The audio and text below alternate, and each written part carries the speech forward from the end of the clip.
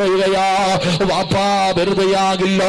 അല്ലാഹുവിന്റെ പരിശുദ്ധമായ ഖുർആനിലെ ഈ ആയത്ത് നിങ്ങൾ ഓതിയാ ഒരു നഷ്ടവുമില്ല, ലാഭമല്ലാതെ ഒരു നഷ്ടവുമില്ല. അല്ലാഹുവിന്റെ പ്രവാചകൻ അവിടെന്ന് പറഞ്ഞല്ലോ, സൂറത്തു തകാസുറൂദ്. പെങ്ങളെ, കരമോള്, സീരിയൽ കണ്ടിട്ട് കരഞ്ഞാ നീ നരകത്തിലാ. അല്ലാഹുവിന്റെ പരിശുദ്ധമായ ഖുർആനില് അൽഹാഖ് മുത്തകാസുർ എന്ന് പറയുന്ന സൂറത്ത് ഓതുമ്പോ കരയുന്നവരെ പോലെ അഭിനയിച്ചാ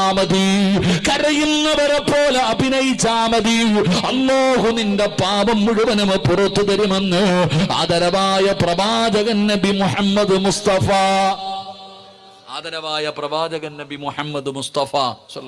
മഹാനായ സഅദ് റളിയല്ലാഹു തആല അൻഹു മരിച്ചപ്പോൾ അല്ലാഹുവിന്റെ അർശ് കുലുങ്ങി. ആ സഹാബി ചിരിച്ചു.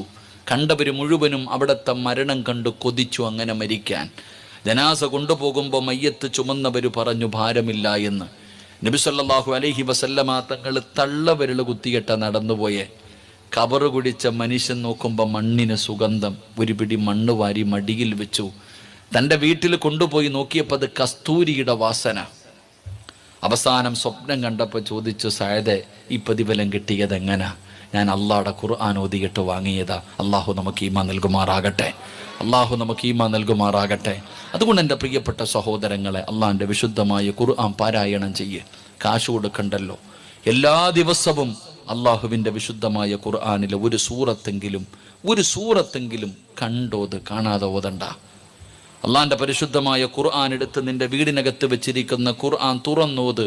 എടുത്താൽ ആ ഖുർആനിൻ്റെ ദുആ കിട്ടും. ഇല്ലെങ്കിൽ ആ ഖുർആൻ കരയും. അവസാനം നിന്റെ വീട് തന്നെ നശിച്ചു പോകും. അള്ളാഹു നമ്മളെ കാക്കും.